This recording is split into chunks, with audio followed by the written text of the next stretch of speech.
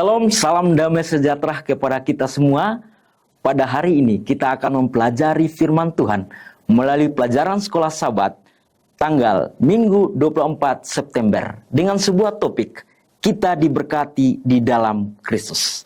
Bapak Ibu, saudaraku terkasih dalam nama Tuhan. Ketika kita membaca pelajaran sekolah Sabat ini, di sana Paulus menegaskan kepada kita bahwa Allah yang kita sembah adalah Allah yang penuh dengan berkat.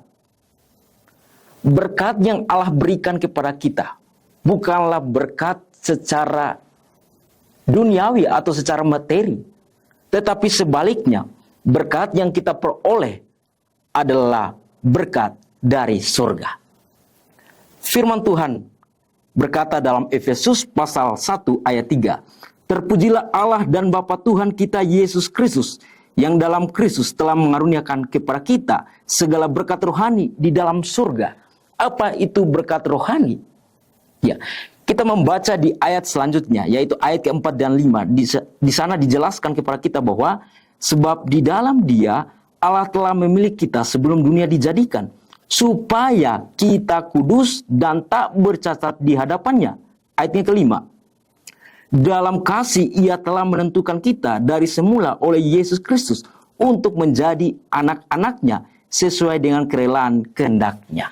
Ada dua hal yang ingin saya katakan, bahwa berkat rohani ya bukanlah hanya berkat duniawi, tetapi ketika kita hidup kudus di hadapan Tuhan dan menjadi anak-anak Allah. Itulah sebabnya Bapak Ibu, rencana Allah bagi kita adalah kita semua boleh dapat berkumpul bersama-sama dengan Allah.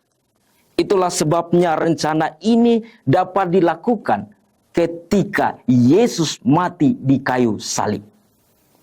Ya.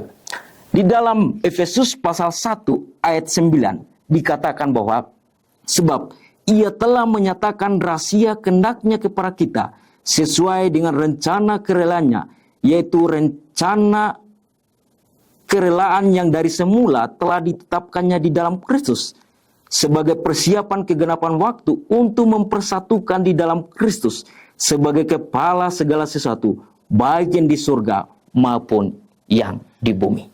Inilah Bapak Ibu berkat yang rohani yang kita peroleh di dalam Kristus, di mana kita dapat berkumpul bersama-sama dengan Allah melalui pengorbanan Yesus di kayu salib.